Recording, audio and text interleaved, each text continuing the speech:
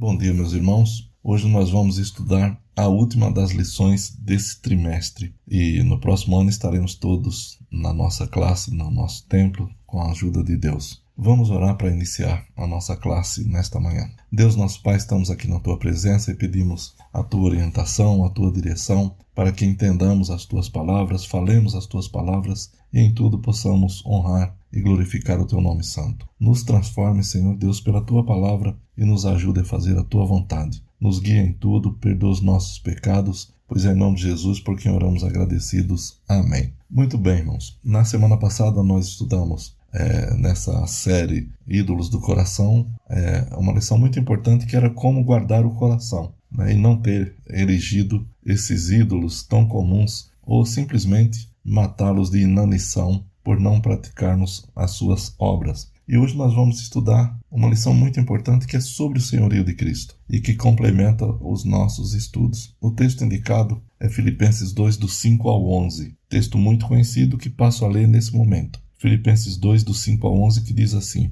Tende em vós o mesmo sentimento que houve em Cristo Jesus, que, existindo em forma de Deus, não considerou o fato de ser igual a Deus algo a que devesse se apegar, mas, pelo contrário, esvaziou a si mesmo, assumindo a forma de servo e fazendo-se semelhante aos homens. Assim, na forma de homem, humilhou a si mesmo, sendo obediente até a morte e morte de cruz. Por isso Deus também o exaltou com soberania e lhe deu um nome que está acima de qualquer outro nome, para que ao nome de Jesus se dobre todo o joelho dos que estão nos céus, na terra e debaixo da terra, e toda língua confesse que Jesus Cristo é o Senhor, para a glória de Deus Pai. Muito bem, a introdução da nossa lição diz assim: Jesus Cristo é o Senhor. Frase simples, tantas vezes citada e copiada, mas de importância que dificilmente poderá ser exagerada. Essa frase bíblica, registrada em Filipenses 2,11, foi a primeira confissão de fé da Igreja Cristã e é mais antiga até mesmo do que o credo apostólico. O conteúdo dessa frase é uma verdadeira bomba, capaz de detonar todos os ídolos do coração. Quando foi formulada pela primeira vez, tinha um conteúdo não apenas espiritual, mas verdadeiramente político, revolucionário, pois era um desafio aos poderes constituídos da época. Isso porque naquela parte do mundo de 2000 anos atrás, em que alguns ousaram proclamá-la, a palavra Senhor, Kyrios em grego, era usada apenas para se referir ao César, isto é, ao imperador de Roma. O Império Romano era a superpotência de então. E eis que surge um grupo de loucos, conforme Paulo diz em 1 Coríntios 4,10, que nós somos loucos por causa de Cristo, anunciando que o Senhor era o verdadeiro Kyrios, não o poderoso César de Roma, mas um carpinteiro judeu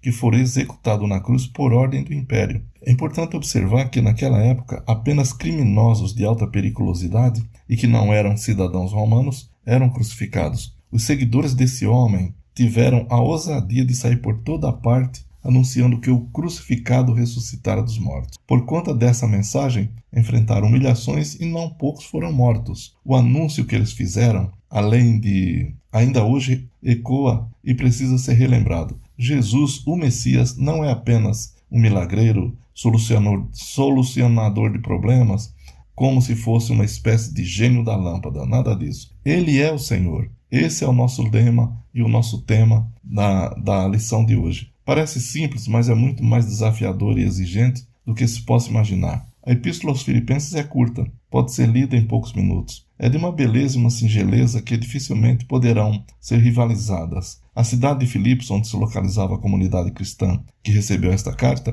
era importante no contexto social, econômico e político do Império Romano. Localizava-se na região conhecida como Macedônia, ao nordeste da Grécia.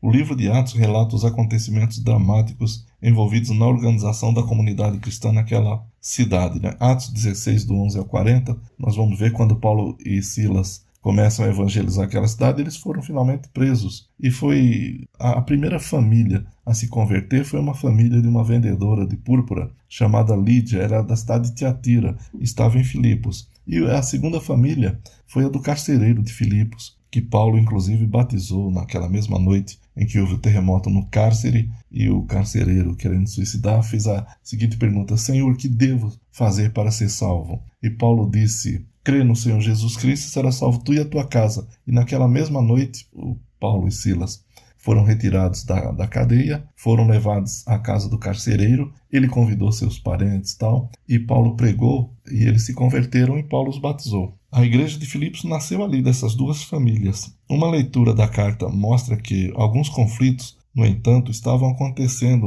lá na igreja de Filipos. No capítulo 4, versículos 2 e 3, Paulo roga a Evódia e a Síntique, duas irmãs distintas daquela igreja, que haviam se desentendido, a que se perdoassem e voltassem ao amor cristão normal. Paulo exorta para que elas se entendam. Pouco antes, Paulo havia feito um apelo emocionado à unidade cristã.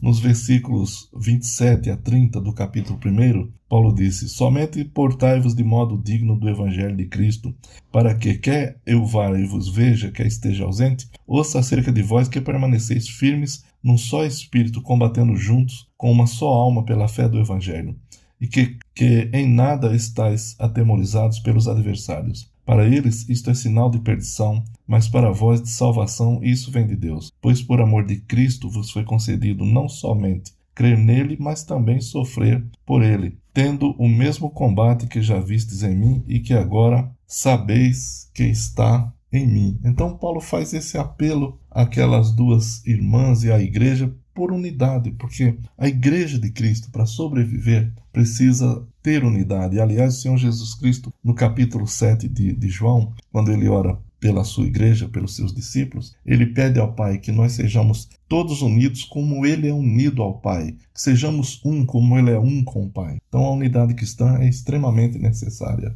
para que a igreja viva e sobreviva e seja um exemplo de unidade para todo mundo. Para dar exemplo de humildade, sem a qual na igreja não haverá unidade, Paulo fala sobre aquele que, tendo todo o poder e autoridade, abre mão de tudo, se humilha para depois ser exaltado, recebendo o senhorio sobre todas as coisas no céu e na terra. Deus o exaltou soberanamente e lhe deu um nome que está acima de todo nome, para que o nome de Jesus se dobre todo joelho, nos céus, na terra e debaixo da terra, e toda língua confesse que Jesus Cristo é Senhor, para a glória de Deus Pai. Texto que nós lemos em Filipenses 2, do 9 ao 11.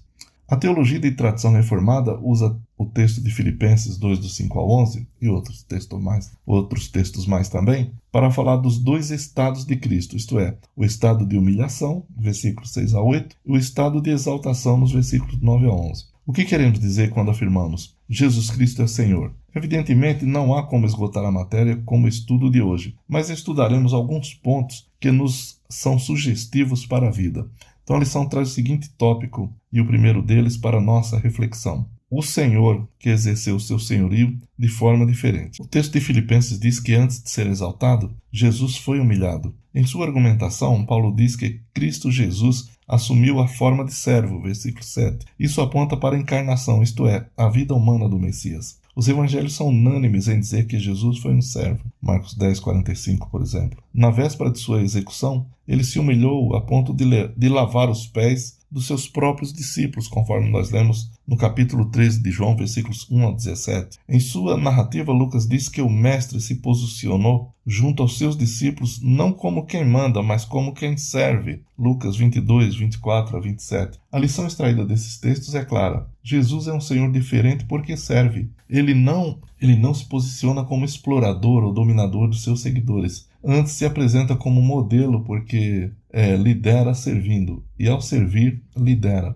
Parece uma contradição, mas não é. Com isso, ele nos dá um exemplo, como ressalta o apóstolo Pedro em 1:22 da sua primeira epístola, que Cristo nos deixou o exemplo para que sigamos as suas pisadas. Este é um desafio tremendo para a vida de cada um de nós. Seguir o Senhor, que é servo, nos tornando servos uns dos outros pelo amor, conforme Gálatas 5:13. Em segundo lugar, um Senhor que exerce seu senhorio de forma completa. Voltando nossa atenção para o texto básico deste estudo, Filipenses 2, do 5 a 11, encontramos a declaração de que a Jesus foi dado o nome acima de todo nome, e que a este nome se dobrará todo o joelho no céu e na terra, e toda língua confessará que ele é o Senhor.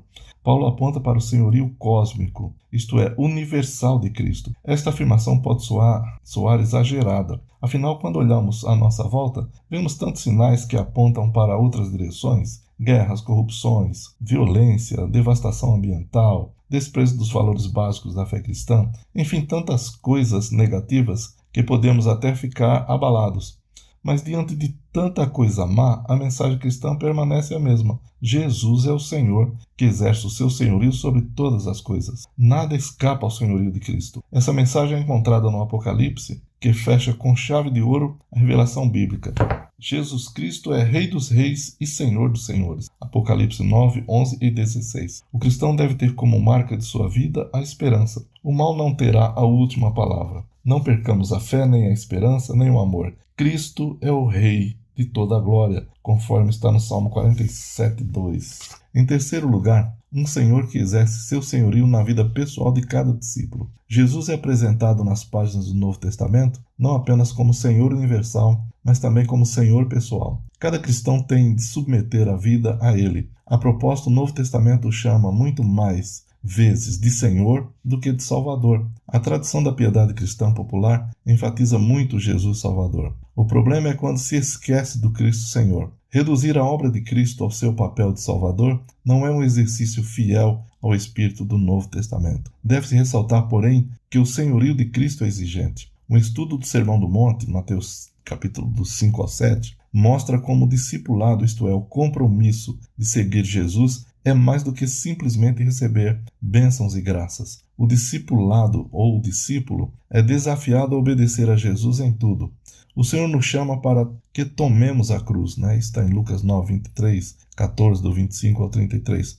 Tomar a cruz não é sinônimo de passar por sofrimento, como muita gente pensa. Na verdade, essa expressão significa sacrificar alguns dos desejos tão fortes que temos, como, por exemplo, o desejo de vingar e não perdoar, para seguir a Jesus de forma coerente. Dizer que é cristão é muito fácil. O difícil é se submeter diariamente ao senhorio de Cristo, vivendo em solidariedade, em perdão, em amor a Deus e ao próximo. Não basta reconhecer que Jesus Cristo é o Senhor. É preciso confessar: Jesus Cristo é o Senhor da minha vida. É importante ressaltar que Jesus Cristo é de fato um Senhor diferente. Não há problema em repetir que, em seu senhorio, ele não explora seus discípulos, ao contrário de muitos que ousam usar seu nome e abusam da boa-fé dos seus seguidores. Jesus Cristo é o Senhor servo e ele nos desafia a vivermos de igual maneira. Jesus Cristo é o Senhor que derrotou e derrotará completamente todas as forças do mal. Essa é a poderosa mensagem